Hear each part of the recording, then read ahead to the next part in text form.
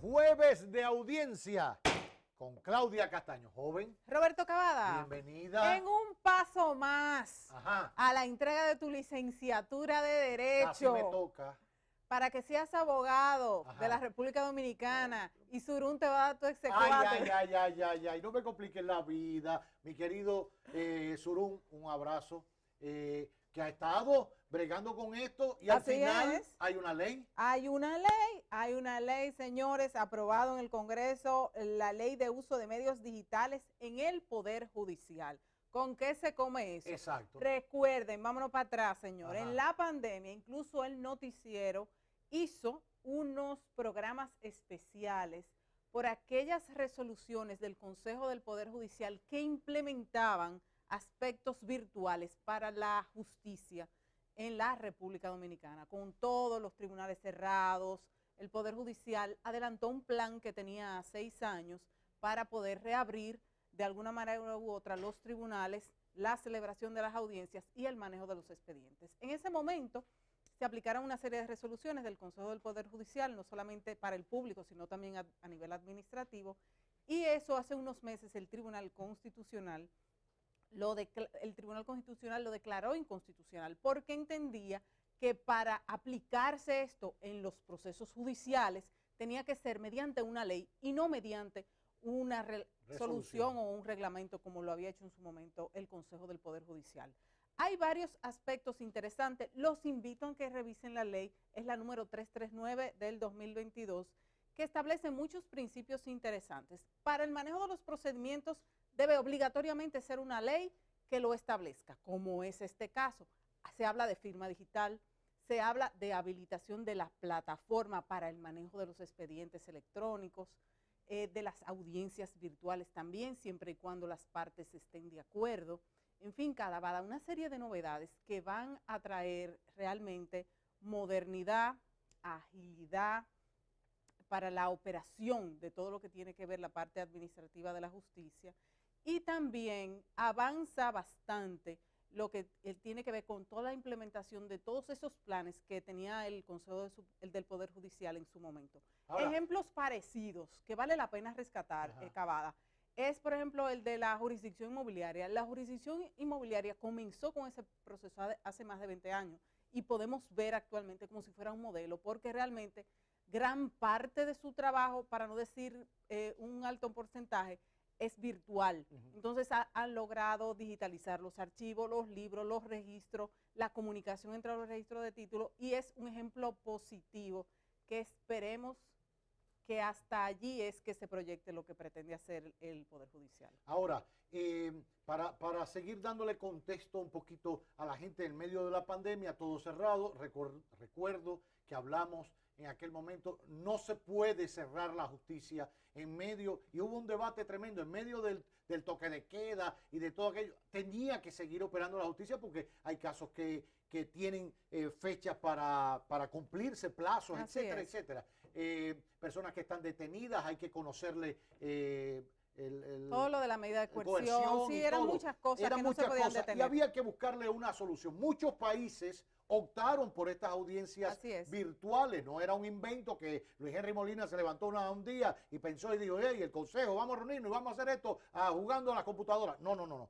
Se basaba en experiencias y en proyectos, como bien tú has recordado, que iban a desarrollarse durante 6 años y que la pandemia obligó a ello. Recuerdo que se hicieron audiencias, lo veía y hubo muchos debates y decían, bueno, es que la virtualidad no permite, por ejemplo, conociendo un caso, a distancia ver al imputado, a veces los movimientos, a veces los gestos, etcétera, aportan al juez, aportan a las partes. Si esto de alguna manera con esta ley que ya incluso fue promulgada por el presidente de la República, fue salvado, se explica, el reglamento imagino que ahora saldrá y entrará en detalles. Hay unos detalles que evidentemente van a ser cubiertos por los reglamentos que todavía no han sido emitidos, sin embargo, abre la posibilidad de audiencias virtuales en algunas materias, siempre y cuando las partes estén de acuerdo. Eso es importante. Basta con que una de las partes no esté de acuerdo para que esa audiencia o esa notificación virtual no se haga,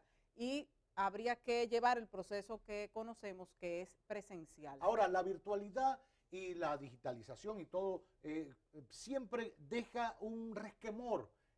Y si se mete alguien, sí. Y si en lo digital se roban un papelito, y si alguien hackea esa audiencia, por ejemplo, virtual que se está haciendo, ¿la ley plantea medidas de seguridad para garantizar eso? Mira, no hay muchos detalles sobre cómo eso se va a manejar, sin embargo, eso es una de las inquietudes que tiene la comunidad jurídica, no solamente ahora, sino desde que se comenzó a implementar originalmente. Recuerda las diferencias con el Colegio de Abogados, sí. A propósito de todo, y quejas de muchos abogados que en su momento criticamos con lo que no estábamos de acuerdo, que era sobre todo que todo esto se había implementado sin una ley. Claro. Ahora debemos por lo menos reconocer que ha sido mediante una ley que el proyecto se consensuó, porque también tuvo en algún momento sus diferencias, pero no solamente ese punto que tú detallas es preocupante, es el de la capacidad de respuesta, claro. El del tema de la conectividad. Claro. Creo que cuando se aplicó originalmente, el Poder Judicial pudo ver también dónde estaban las fallas y dónde hay oportunidad de mejorar.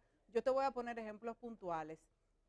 Expedientes que lo estaban manejando de manera virtual, tú hacías el depósito del documento, pero el documento nunca llegaba realmente al expediente, y llegaba el día de la audiencia o llegaba el día de conocer el fondo de esa audiencia o de decidir una sentencia sobre esa audiencia, y ese documento no estaba todavía en el expediente físico. Claro. Entonces, toda esa serie de detalles, uno está viendo ahora, ya en el 2022, las consecuencias de los casos que se empezaron a conocer virtuales en el 2020. Entonces, estas son oportunidades de mejora que tienen que cubrirse para garantizar una correcta administración de justicia. Otro punto que a todos nos preocupa, no solamente el de la conectividad, el tema de la energía, porque estamos teniendo muchas carencias, claro. Y eso evidentemente puede afectar. Ahora, hay un tema, por ejemplo, para seguir poniéndolo en el contexto, ahora con uno de los casos que cursan en la justicia, el caso Medusa, que ya sabemos que tiene, por ejemplo, un expediente muy voluminoso, y parte del tiempo que se transcurrió entre que se depositó y ya se notificó, etcétera, pasó un tiempo porque había que sacarle copia para cada uno de los abogados, y ya sabemos todos los imputados que están. Planteándolo ahora desde la perspectiva de esta ley de uso de medios digitales, ¿se mantiene la obligatoriedad de imprimirlo o se puede trabajar desde la digitalización de ese expediente o de esa acusación? Habría la posibilidad de que sea una buena parte de forma digital, pero fíjate que tú estás hablando de un caso altamente complejo, con diversidad de partes, diversidad de pruebas, un volumen importantísimo de pruebas, que creo que va a sentar un precedente importante, incluso hasta del punto de vista de administración del proceso como tal. Claro. Cuando me refiero a la administración del proceso como tal, es las fechas, el calendario, cuando ves testigos, cómo tú manejas toda esa cantidad de gente, dónde los vas a sentar. Claro. Entonces, eso tal vez no es el mejor ejemplo para tú verlo desde el punto de vista del día a día, pero sí es un caso muy grande. Yéndonos también a los ejemplos, vamos a poner otras instituciones que han logrado digitalizarse y todavía están en una fase de prueba y esperando mejora. Es la Cámara de Comercio. Sí.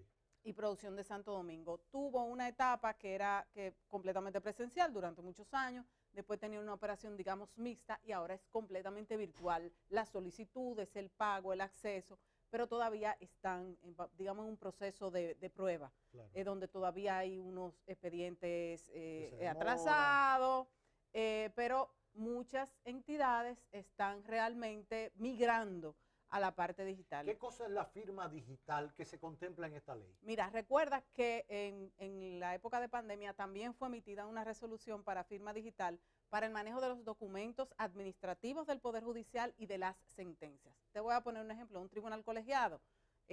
No es lo mismo que circule un documento para ser firmado todo físicamente, para que lo firme todo el mundo, a que con la firma digital, con un proceso que incluso hay una ley para eso, claro. Se pueda hacer por esa vía y que sea válido. También el haber sido para fines de la administración, de los aspectos administrativos del Poder Judicial, era válida, de acuerdo a lo que había dicho la sentencia del Constitucional, pero para aspectos de justicia, de un proceso judicial, era válida todavía la física. Ahora permite la firma digital. Eso es importante porque también muchas notificaciones de sentencias se hacen por esa vía. Con eso todavía hay que tener muchísimo cuidado y hay que esperar el reglamento, porque procesos que tienen años manejándose desde una forma, ahora van a cambiar y eso va a tener un gran impacto en todos los distintos ámbitos de la justicia. El renglón laboral, la justicia penal, la justicia civil, donde realmente estamos educados y entrenados los abogados a trabajar con una serie de procedimientos que ahora irán cambiando. Qué bien. Pero nada, los cambios, sobre todo en este caso, creo que son para bien. Yo creo que le dan otro nivel y otro estándar, otra altura a la aplicación de justicia en nuestro país, no por el modernismo puro y simple, sino para utilizar bien las herramientas que han ido evolucionando con el tiempo desde el punto de vista tecnológico y digital. Y así como el resto de las esferas, la comunicación se soporta mucho en eso, la medicina se soporta. ¿Cuánta gente no ha hecho operaciones a distancia con telemedicina? Y así otras esferas de la vida han utilizado todo el avance digital y tecnológico. ¿Por qué no concebirlo también en la aplicación de justicia? Cavada, y en su momento fuimos sumamente críticos con esas resoluciones y ese proceder del Consejo del Poder Judicial. Vale la pena ahora apoyarlo en todo este proceso de mejora y realmente uno seguir dándole las sugerencias que considere pertinente. Pero como siempre, entiendo que este segmento está abierto para cualquier información que el Poder Judicial quiera compartir con nosotros. Ojalá se embullen y hablemos un poquito más. Que vengan y hablemos un poquito más y sobre todo de todos los documentos y reglamentos que faltan por salir y acompañarlos en el proceso. Colegas, vayan contratando un internet más rápido. Bueno, y vayan haciendo estudios y haciendo cursillos una computadora y cosas. Ahí que como aguante. debe de ser, como corresponde. Pues nada, qué bueno, qué buen tema para tratar esta noche en torno a la ley de uso de medios digitales que finalmente fue aprobada por el Congreso, sometida por el Consejo del Poder Judicial, no es por una persona, no es por el interés personal de nadie, sino del Consejo del Poder Judicial, precisamente atendiendo a resoluciones que había hecho el propio Constitucional que obligaba, si queríamos seguir transitando el camino de la digitalización y la modernización del sistema judicial, a someter un proyecto de ley. Pero tú lo explicaste mejor que yo. Cierren esto, magistrado, cierren. Acabé de darme el título. Ha sido la audiencia del jueves con Claudia Castaño.